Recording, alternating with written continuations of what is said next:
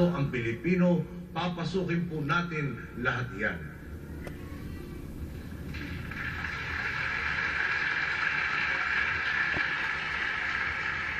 Kailangan na po natin simulan ang pagtutulungan para makamit ito. Huwag nating pahirapan ang isa't isa.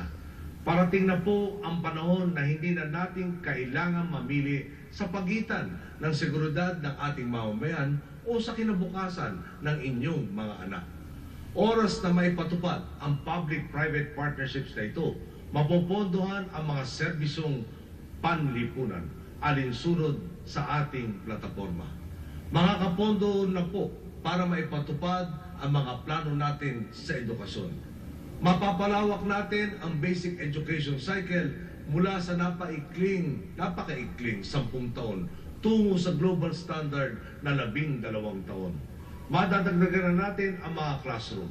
Mapopondohan na natin ang service contracting sa ilalim ng GASB. Pati ang conditional cash transfers na magbabawas ng pabigat sa bulsa ng mga pamilya, madadagdagan na rin ng pondo. May papatupad ang plano natin sa PhilHealth. Una, tutukuyin natin ang tunay na bilang ng mga nangangailangan nito. Sa ngayon, hindi magkakatugma ang datos. Sabi ng PhilHealth sa isang bibig, 87% na raw ang merong coverage. Sa kabilang bibig naman nila, 53%. Ayon naman sa National Statistics Office, 38% lang ang may coverage. Ngayon pa lang, kumikilos na si Secretary Dinky Soliman at ang DSWD upang ipatupad ang National Household Targeting System na magtutukoy sa mga pamilyang higit na nangangailangan ng tulong. Tinatayang 9 na bilyon ang kailangan para mabigyan ang PhilHealth ang 5 milyong pinakamaralitang pamilyang Pilipino. Napakaganda po ng hinaharap natin. Kasama na po natin ang pribadong sektor at kasama na rin natin ang League of Provinces. Sa pangunguna ni Governor Alfonso Umali, kasama sina Governor El Rey Villafuerte at Governor Ikot Petilla, handa na pong makipagtulungan para makibahagi sa pagtustos ng mga gastusin. Alam ko rin pong hindi magpapahuli ang League of Cities sa pangunguna ni Mayor Oscar Rodriguez.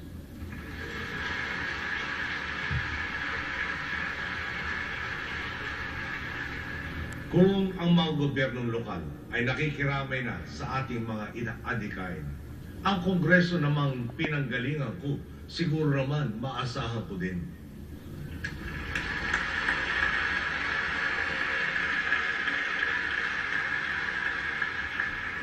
Nagpakitang gilas na po ang gabinete sa pagtukoy ng ating mga problema at sa paglulunsad ng mga solusyon.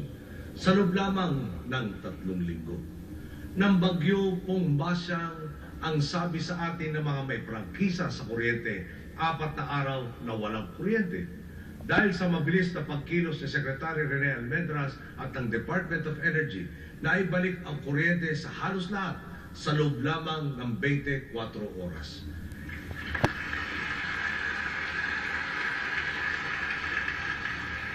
Ito pong sinasabing kakulangan sa tubig sa Metro Manila, kinilusan agad ni Secretary Rogelio Singson at ng DPWH.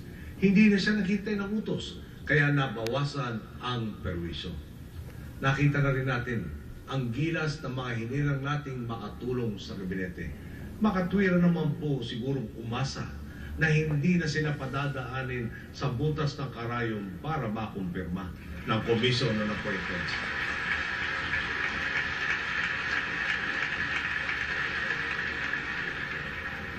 Kung mangyayari po ito, marami pa sa mga mahuhusay na Pilipino ang maeenganyong magsilbi sa gobyerno. Sa lalong madaling panahon, uupo na tayo sa LEDAC at pag-uusapan ang mga mahalagang batas na kailangan nating ipasa. Makakaasa kayo na mananatiling bukas ang aking isipan at ang ating ugnayan ay mananatiling tapat. Isinusulong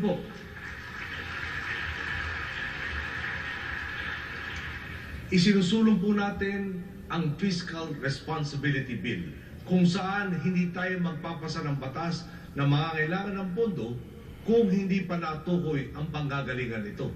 May 104.1 billion pesos tayong kailangan para pondohan ang mga batas na naipasa na, ngunit hindi maipatupad. Kailangan din nating isaayos ang mga insentibong piskal na ibinigay noong nakaraan. Ngayon, nag-iigpit tayo ng sintron. Kailangan balikan kung alin sa mga ito ang dapat manatili at kung ano ang dapat nang itigil.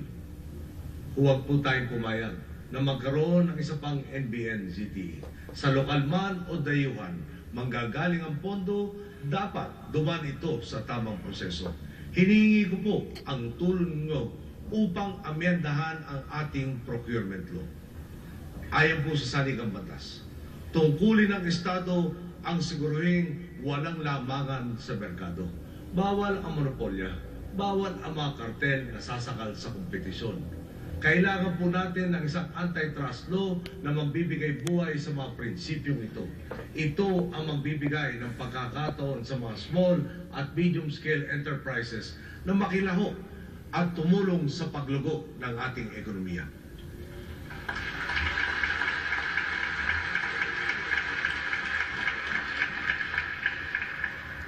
Ipasa na po natin ang National Land Use Bill.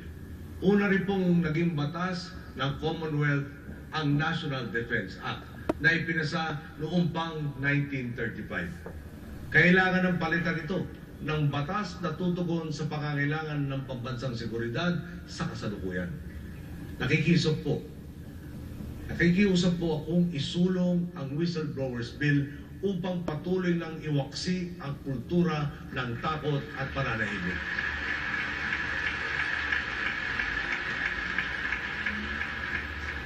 Palalakasin po lalo ang Witness Protection Program. Alalahanin po natin na noong 2009 hanggang 2010, may nahatulan sa 95% ng mga kaso kung saan may witness na sumailalim sa programang ito. Kailangan repasuhin ang ating mga batas.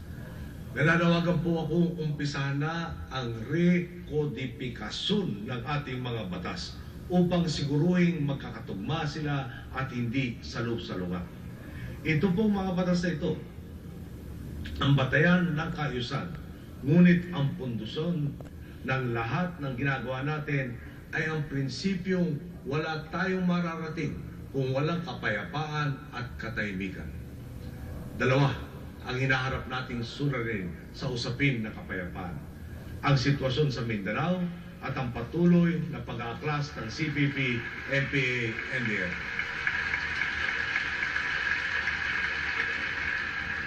Tungkol sa sitwasyon sa Mindanao, hindi po nagbabago ang ating pananaw. Mararating lamang ang kapayapaan at katahimikan kung mag-uusap ang lahat ng apektado. Moro, Lumad at Kristiyano, inatasan na natin si Dean Marvic Lunen ng mga siwa sa ginagawa nating pakikipag-usap sa MILF. Iiwasan natin ang mga pagkakamaling nangyari sa nakaraang administrasyon kung saan binulagan na lang ang mga mamamayan ng Mindanao.